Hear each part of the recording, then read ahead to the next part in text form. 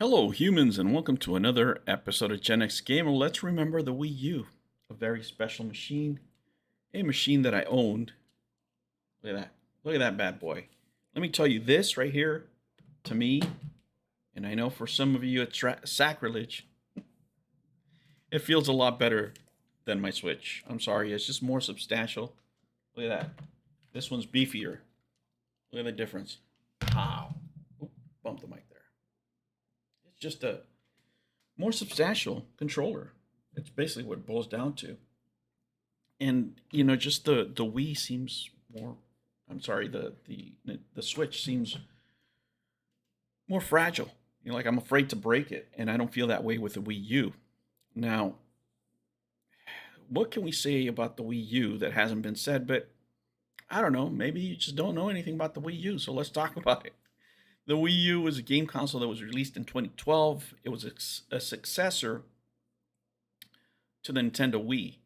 And I think the biggest problem with this console, right, uh, was the PR, right? If you remember, the Wii U was actually remembered as being the first high definition Nintendo console.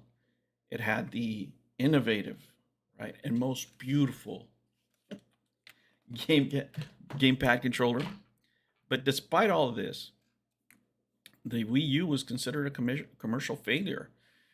It struggled to get a significant market share against the PS4 and the Xbox One at that time. There was just better machines.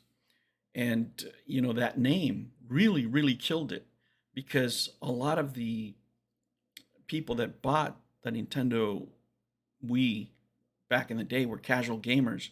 So when they heard the name Wii U, a lot of them, like a lot of friends that would ask me, they would tell me, "Oh, that's just a black Wii," and I was like, "No," I had to explain to them what it was.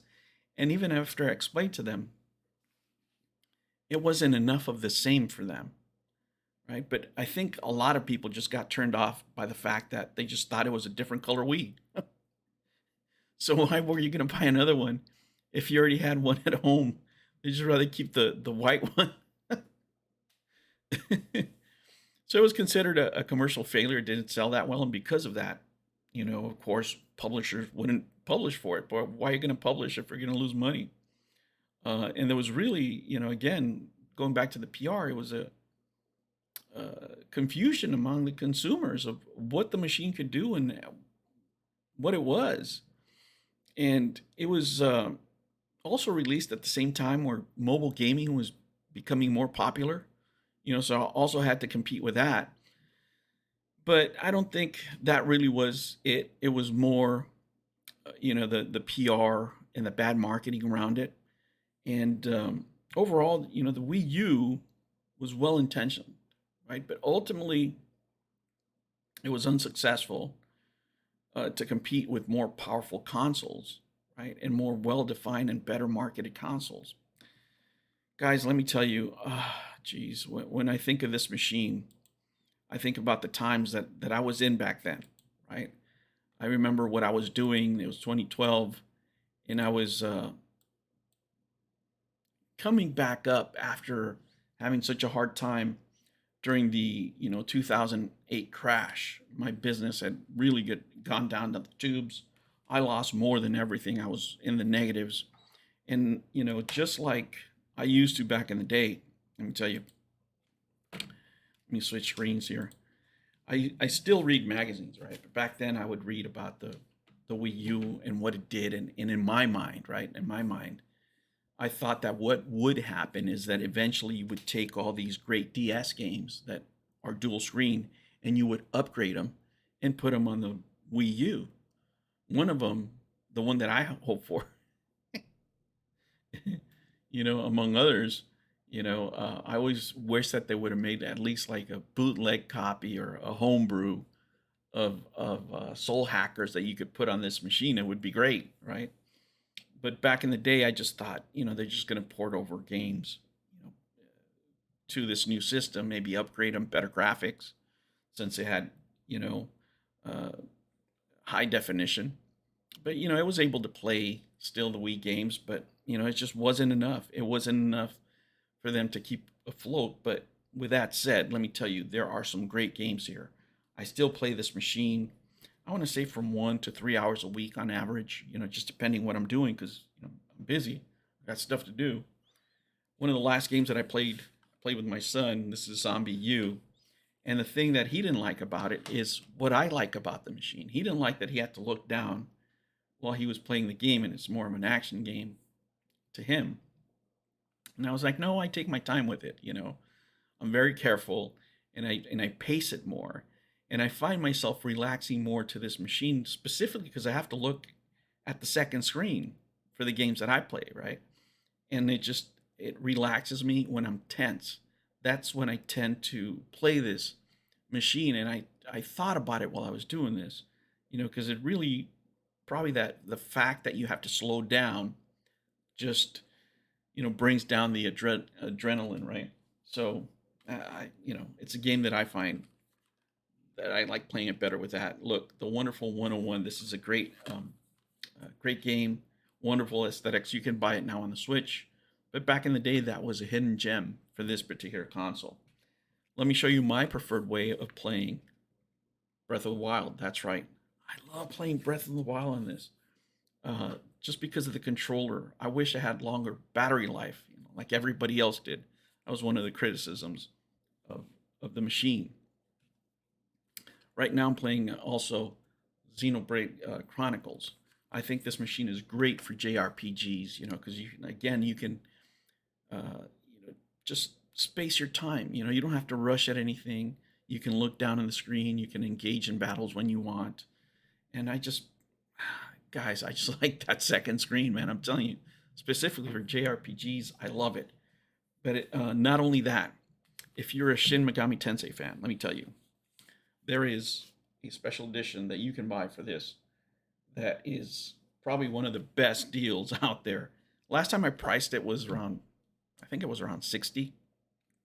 You can still get this for a decent price, even though most of the games for this machine are absolutely nuts, guys. I'm glad I have the basics here, right? The NES mix is another one that I like playing, but some of the games, the prices are just outrageous, but there's still good games that you can play on this machine. A lot of people now are modding their machine to play other games. I'm kind of lucky. I bought my machine when I moved to the Bay Area, and I think it cost me $65, $70 around there. I think I even made a video about it. Can't remember.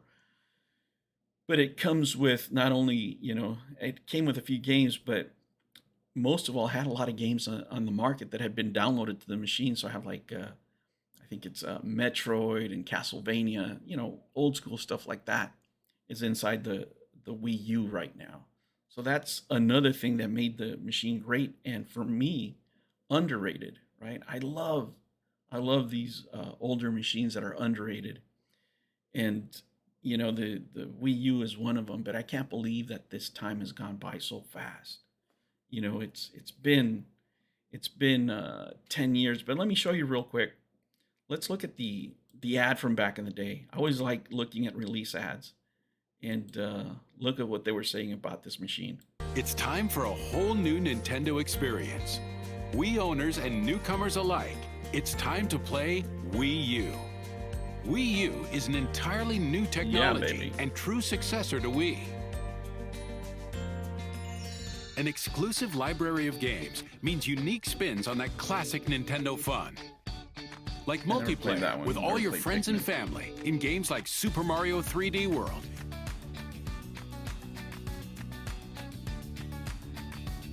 Wii Sports Club. Come on, Mom. And The Legend of Zelda: The Wind Waker HD. Many games support off-TV play. When your TV is in use, the gamepad becomes your TV. So you can keep playing anywhere nearby. They could have made it portable. With online play, you can compete with people across the country and from around the world. Keeping up with online communities to get motivated and stay active. There's Meta right there. Wii U is the only place where you can play all your favorite Nintendo series, now for the first time in full HD. And with even more great games coming soon, Oh, there's Donkey no better Kong, time Tropical to buy. Freeze. I forgot about that one. Mario Kart. Yeah, I have those too, guys. Wii U is not only a game console, it's a gateway to diverse entertainment at a touch of your gamepad, with on-demand services like YouTube, Hulu Plus, Amazon Instant Video, and Netflix, as well as Miiverse, a free and totally unique way to share, comment, and express yourself to your fellow Nintendo players.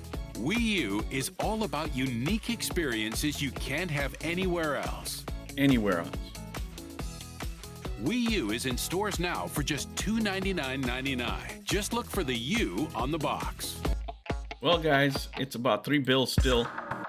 This is It's about 300 still if you go to Amazon and stuff like that. Guys, it was nice to look back.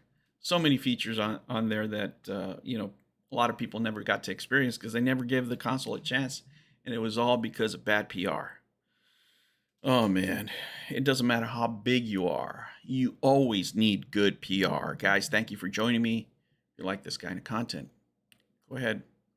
Hit that like button. Hit the subscribe, and I'll catch you on the next one. Take care.